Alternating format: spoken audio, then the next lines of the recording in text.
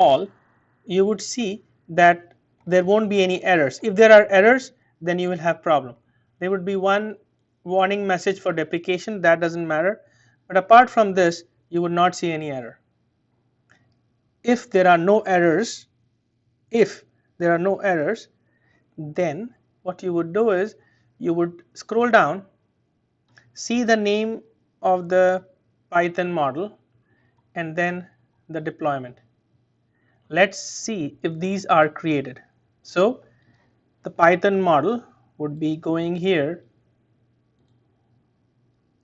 go back to your project, click on the assets tab, and you can see the Python BDCS churn video.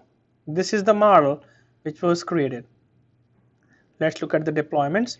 I go to deployments and you can see that the Python BDCS deployment video was created. Click on this and you can see exactly the same thing with the test, and it says F1 F0 because obviously it doesn't know, and that's why it says field 0. You can change that in the Python code, but then this is the similar model which was done as earlier. So you deployed model using 3 methods.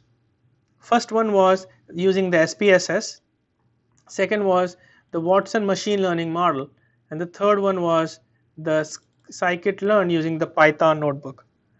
And you can see in each of these 3 cases you used different run times.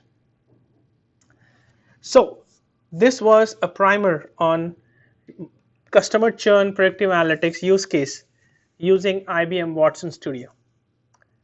I hope this was informative. Thank you for watching.